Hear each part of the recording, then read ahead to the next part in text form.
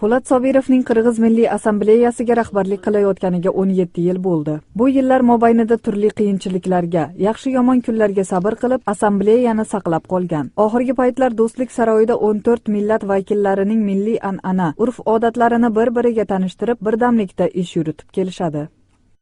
Integratsion proses temasida ishlaymiz. Kim bo'lishingdan qat'iy nazar. Qaysi etnosga sen nima bo'lsang-da, sen Qirg'izistonda yashaysan. Qirg'izistonning jaranisan. O'shuning uchun Qirg'iziston bizni o'lkamiz. Qirg'iziston bizni mekanimiz degan siyosatni biz birinchi o'ringa qo'yamiz.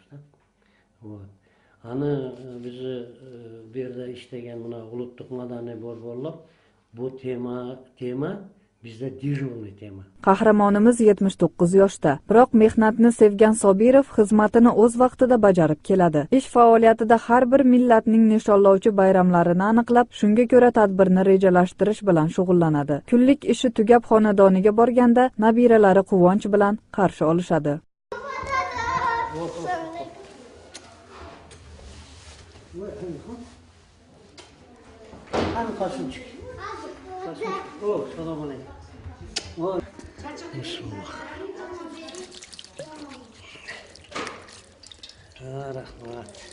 Ayoli To'xtaxon opa ikkalasining 2 o'g'li, 2 qizi, 14 nafar nabirasi, 7 ta chevarasi bor. Farzandlarining barchasini yaxshi tarbiyalab, oliy ma'lumotli qilishgan.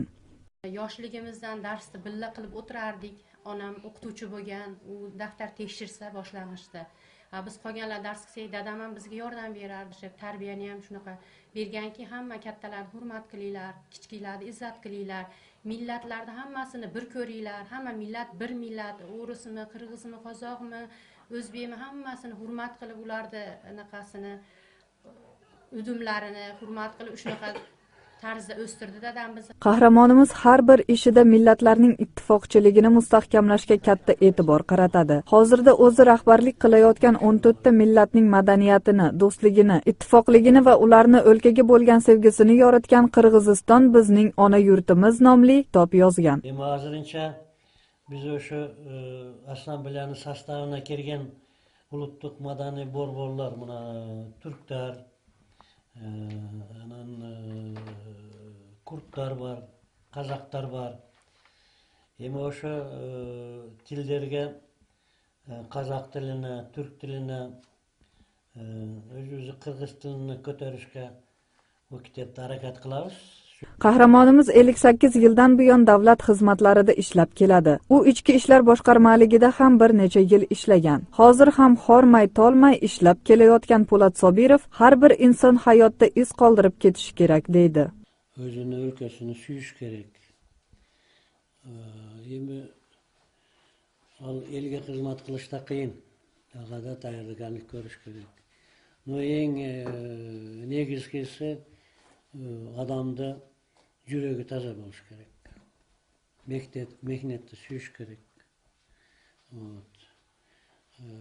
O'zini o'lkasini patriot bo'lish kerak.